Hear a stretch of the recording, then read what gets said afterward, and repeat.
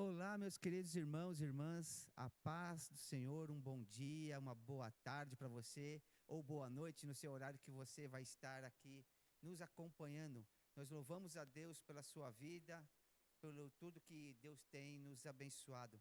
Estou aqui com alegria neste dia para apresentar para você a nova lição nesse trimestre. Essa lição ela é uma mordomia cristã, é a gratidão e fidelidade na administração dos recursos que Deus nos confiou. O interessante dessa capa, que tem uma mão que ela tem assim como se fosse uns pequenos grãos de sementes de trigo, né? E essa mão, assim, o significado disso, simbolizando a oferta, a provisão e o cuidado divino. Então, essa mão é a mão também, a mão com o Senhor também nos abençoa, a mão que o Senhor também tem nos abençoado. Então, nós estaremos iniciando esse trimestre, será um trimestre rico, um trimestre muito abençoado. O escritor da nossa lição é o pastor Amarildo Martins da Silva. Esse pastor, ele é lá do Tocantins, no Mato Grosso, ele faz parte da Assembleia de Deus, né? Tocantins e Maranhão, ele também ministra lá no Maranhão, e ele é presidente do Ministério do Madureira lá em Palmas, no Tocantins, e ele tem sido ministro, ele tem sido agora pastor presidente deste campo, e nós vemos aqui que nesse trimestre nós vamos estar falando desse assunto que é relevante, né? E qual é o crescimento que nós vamos ter, qual é a mordomia cristã que o Senhor confiou para cada um de nós, né? Além do nosso lar, da nossa família, dos nossos compromissos diante da sociedade e também diante da igreja, dos nossos irmãos e tudo aquilo que o Senhor tem nos proposto. E nessa lição eu já quero louvar a Deus pela sua vida, e nós estaremos iniciando essa lição com gratidão. Quero agradecer ao pastor Washington, que nos cede esse espaço aqui em nossa igreja, para que nós possamos estar compartilhando essas ricas lições nessa escola bíblica para você. Eu já louvo a Deus pelos professores, pelos nossos irmãos do audiovisual, que também nos dão esse apoio para que essa mensagem chegue até a sua casa, até o seu celular, até os seus aplicativos, e que você tenha também, possa compartilhar com seus familiares, com seus irmãos, com todas as pessoas que estão à sua volta. Também quero expressar a minha gratidão ao pastor presidente do nosso campo aqui, do Ministério de Vila Alzira, Assembleia de Deus de Vila Alzira, nosso pastor presidente Antônio Campassi, todos os ministros, todos os obreiros, que a bênção do Senhor seja sua vida. Hoje, nesse início, dia 5 de abril, nós estaremos falando a lição de número 1, né? Que a primeira lição que nós vamos falar, fala assim, o primeiro ato de adoração, reconhecendo a soberania de Deus desde o princípio. Então nós vamos estar falando hoje sobre um tema muito relevante, que eu entendo que seja, e que o texto de referência ele está no livro de Gênesis, capítulo de número 4, do verso 1 ao verso 6, que diz assim: E conheceu Adão a Eva, sua mulher, e a ela concebeu. E teve Caim e disse: Alcancei do Senhor um varão. E teve mais ao seu irmão Abel, e Abel foi pastor de ovelhas, e Caim lavrador da terra. E aconteceu que ao cabo de dias, que Caim trouxe o fruto da terra, uma oferta ao Senhor. E Abel também trouxe dos primogênitos das suas ovelhas e da sua gordura. E atentou o Senhor para Abel, para a sua oferta. Mas para Caim e para a sua oferta não atentou-se. E irou-se Caim fortemente e caiu-lhe o semblante. Aí vamos falar sobre este assunto nesta manhã. Mas eu quero fazer uma breve oração. Pai, em nome de Jesus eu peço a sua bênção.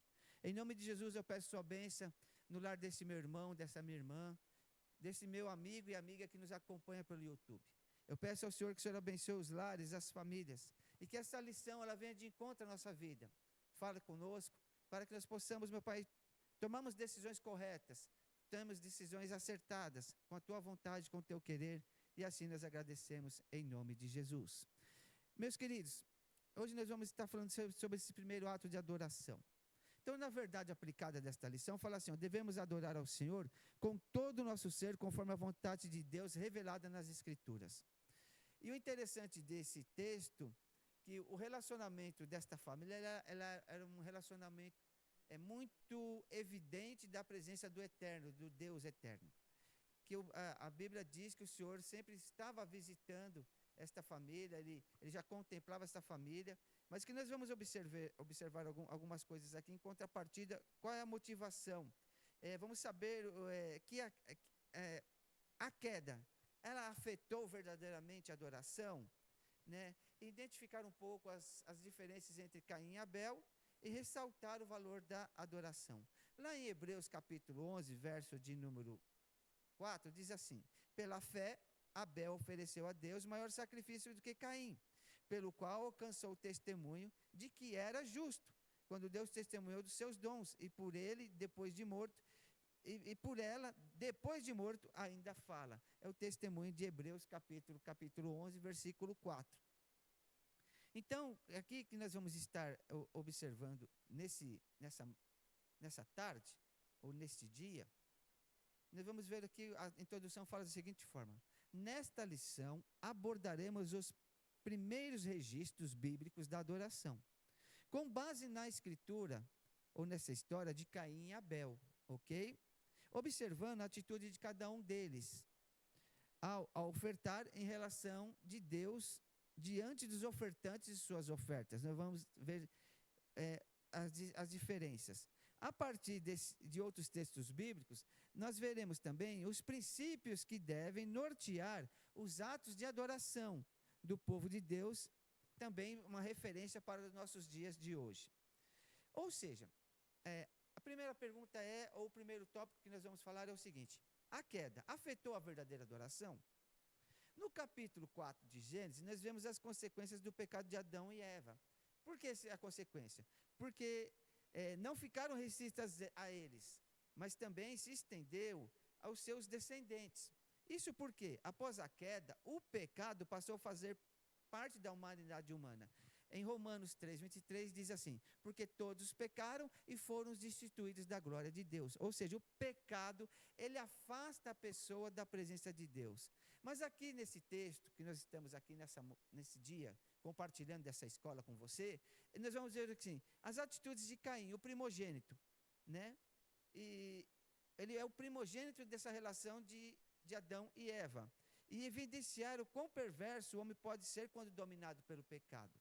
E aí nós vemos assim, a relação harmoniosa no jardim deixou de existir.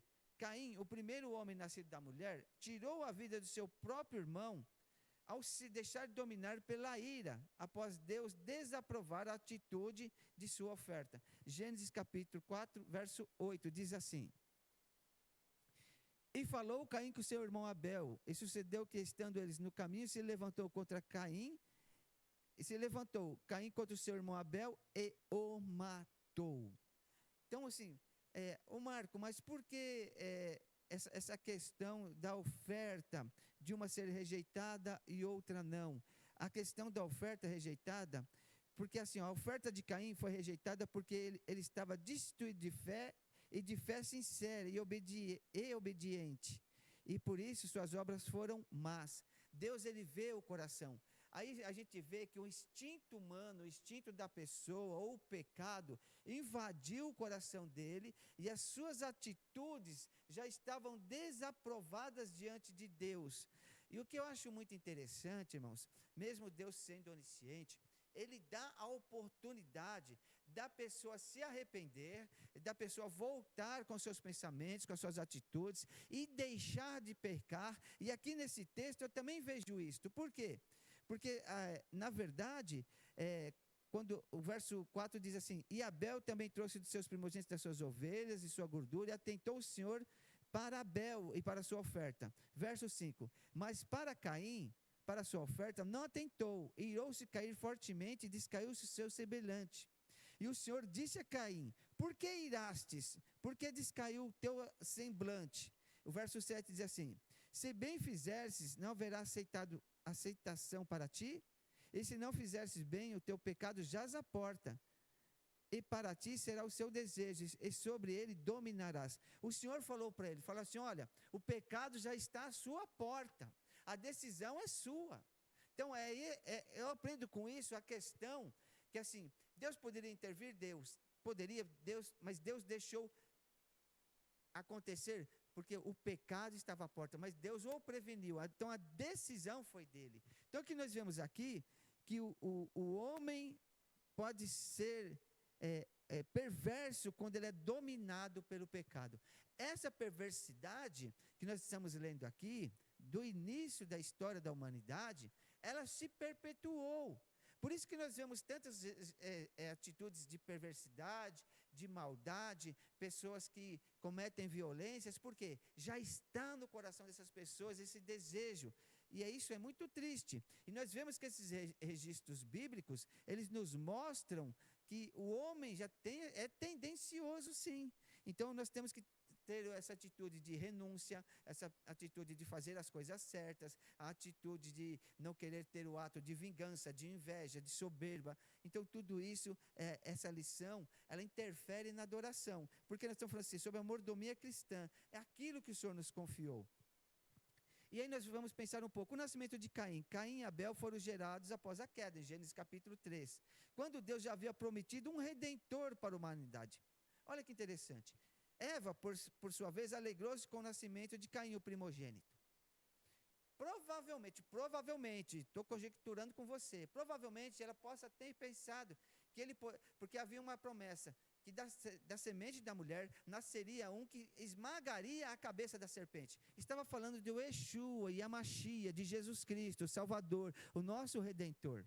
Essa promessa, provavelmente Eva, no coração dela, ela poderia até pensar, será que é esse que vai ser o Salvador? E não era, e não foi, ok?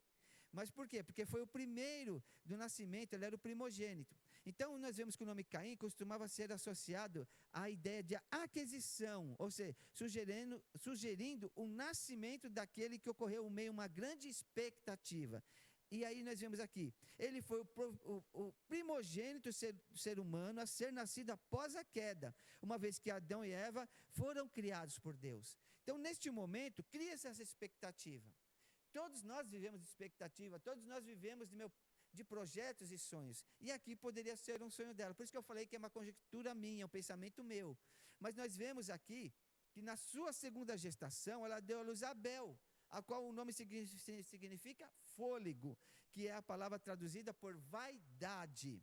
Então nós vemos aqui que o nome Caim nos lembra de que a vida vem de Deus, enquanto Abel nos lembra e diz que a vida é breve. Interessante, né? O nome Caim nos lembra que a vida vem de Deus, enquanto Abel nos diz que a vida é breve. Isso traz uma reflexão. Como é que está a nossa vida? Como é que está a nossa vida de adoração? Então nós vemos aqui, nesse texto, nós estamos falando assim, ponto de partida, a oferta que agrada a Deus. Então nós vemos assim, qual é a oferta? E aí a pergunta é, e qual é a oferta que Deus rejeita? A Bíblia relata o assassinato de Abel pelo próprio irmão. E aí nós vemos aqui, para nós refletirmos neste momento. Mas o coração de Caim não era reto diante de Deus.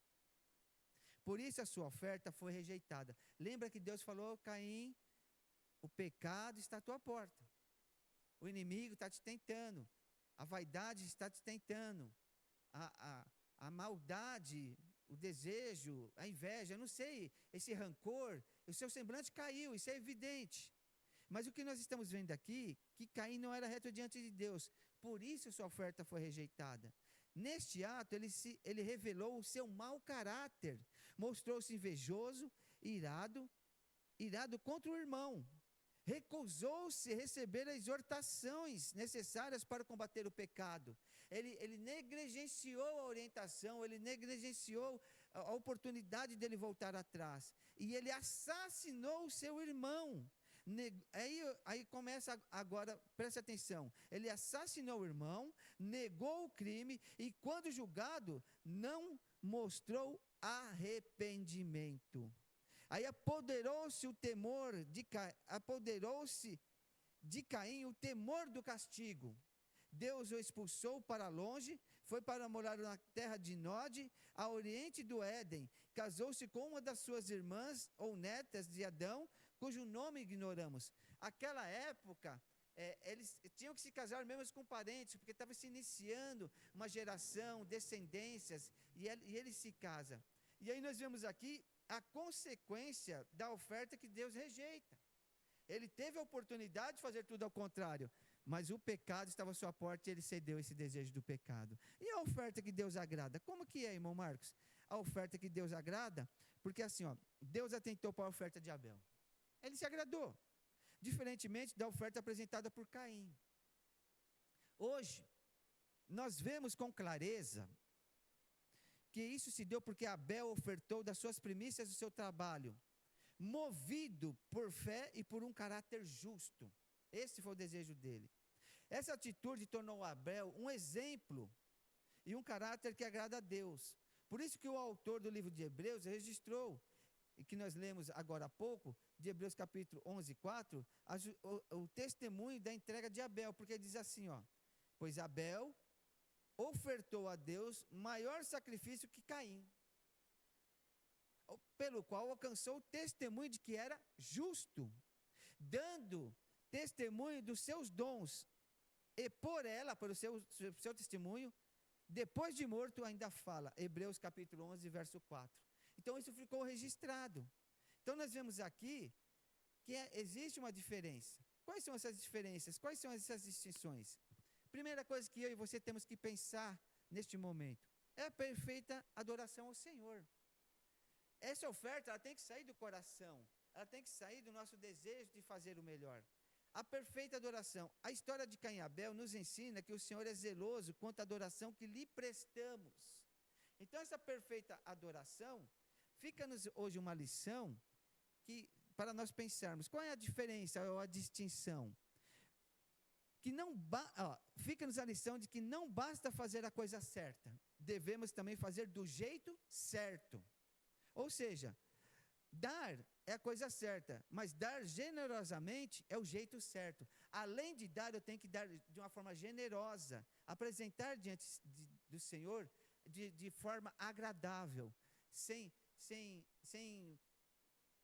como é que fala? Sem coação, mas eu abrir o meu coração e fazer de forma generosa. Jesus Cristo nos ensina que para dar, disse para dar, para que também nos será dada boa medida, recalcada, sacudida e transbordante. Então nós vemos aqui que existe um ensinamento. Jesus Cristo para dar, para que também nos seja dada, nos seja concedida boa medida, recalcada, sacudida e transbordante.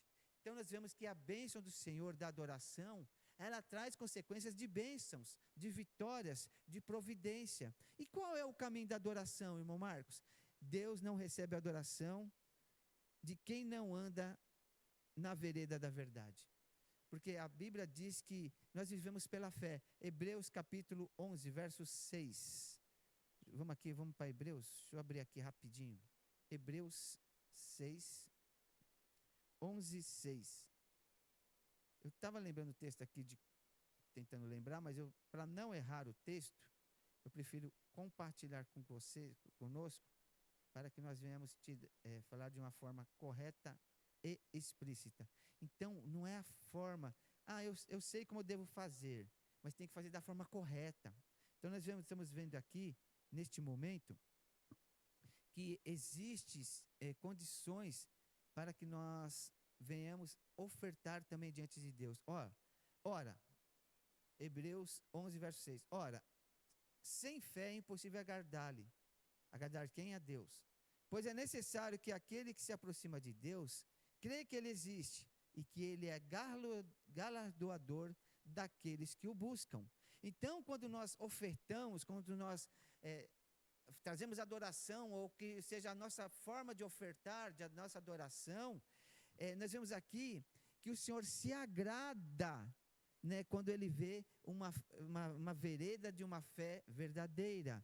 E o que me chama a atenção, que em Isaías capítulo 59, versos 2, diz assim, ó: mas as vossas iniquidades fazem divisão entre vós e o vosso Deus, e os vossos pecados encobrem sobre o rosto de vós, para que Ele não vos ouça.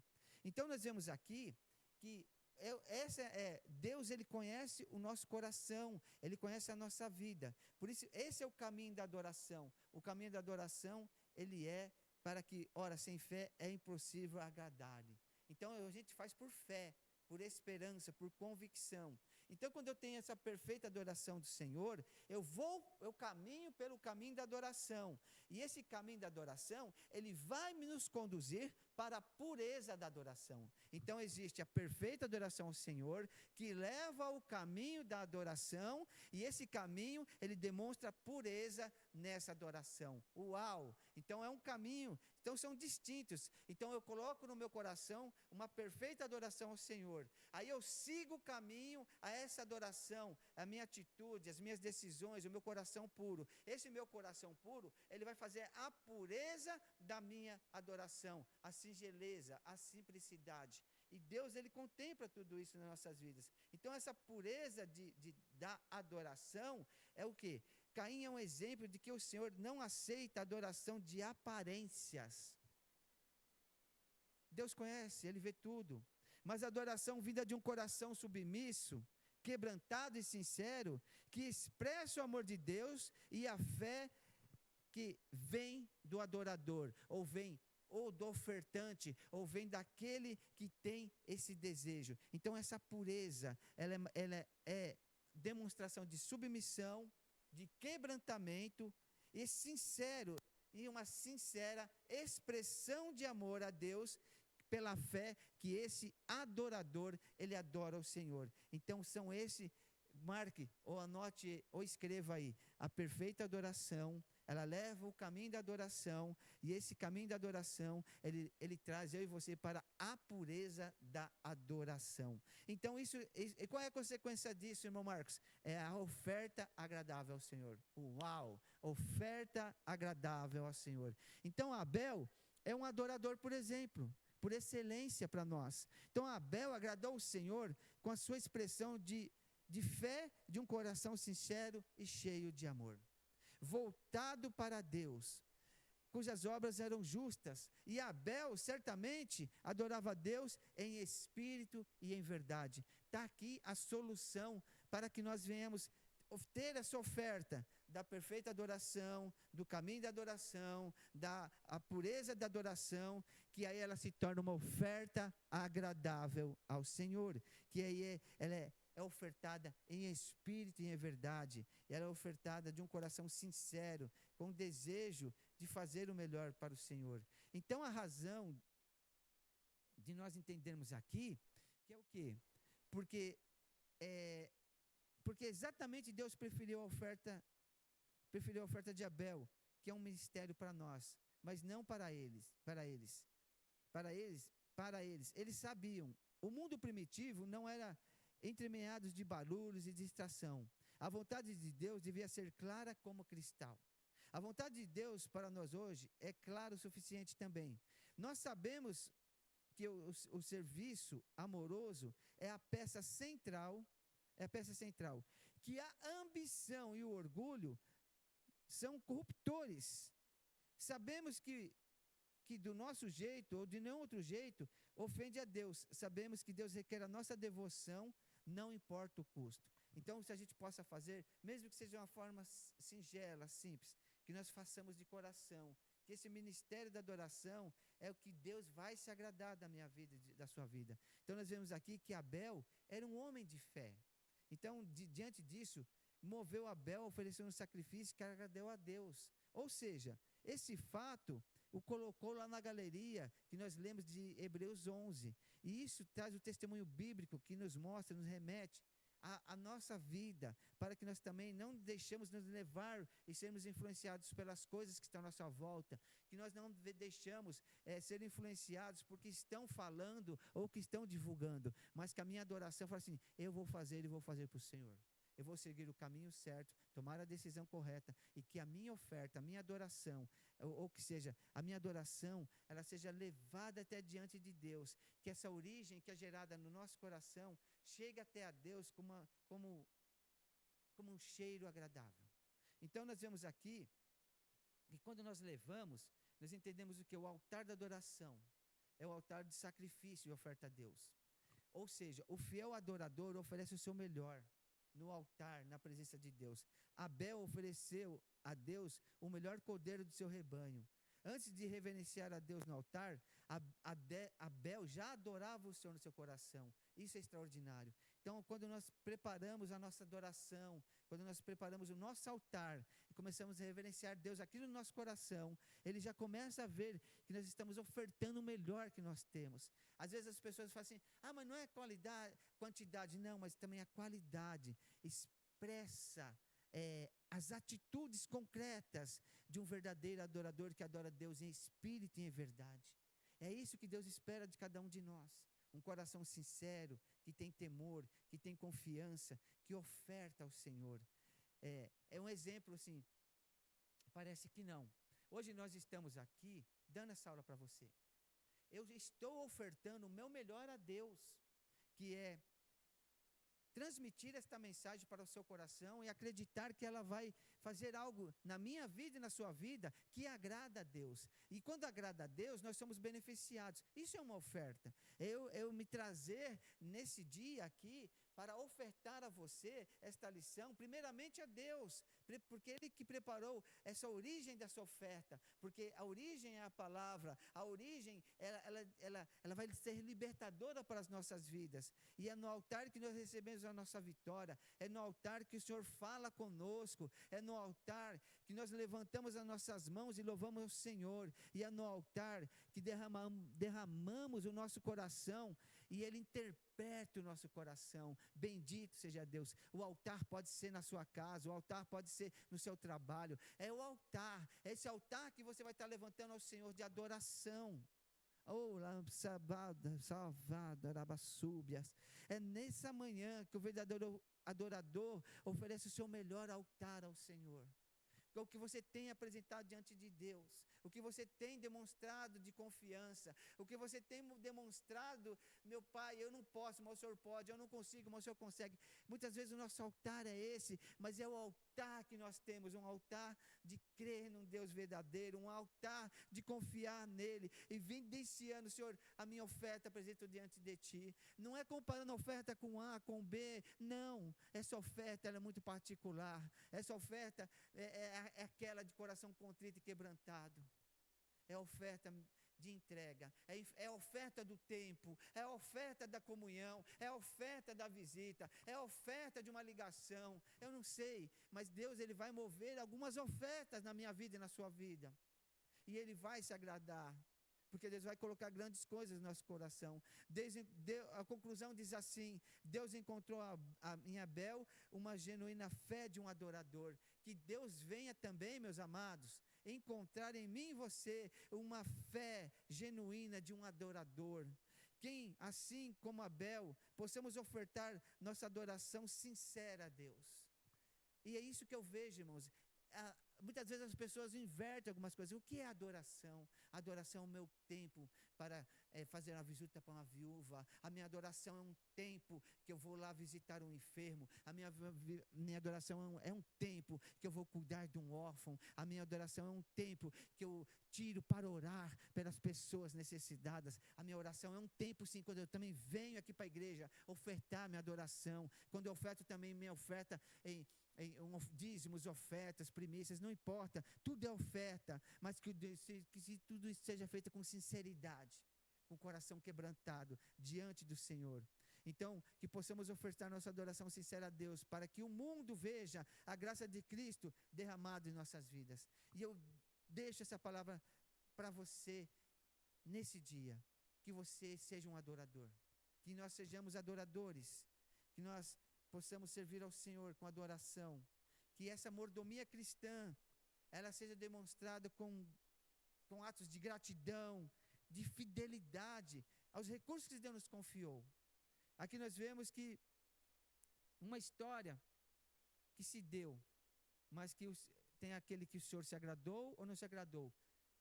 Não é que ele abandonou, mas ele avisou. O pecado já está à sua porta, a decisão é sua. Você quer fazer o certo ou errado? Deus sempre faz isso, irmãos. Deus nunca nos deixa perdidos, desorientados. Eu quero te fazer um convite. Nós estamos aqui na Rua Dracena, número 202, no Jardim Alvorada, em Santo André.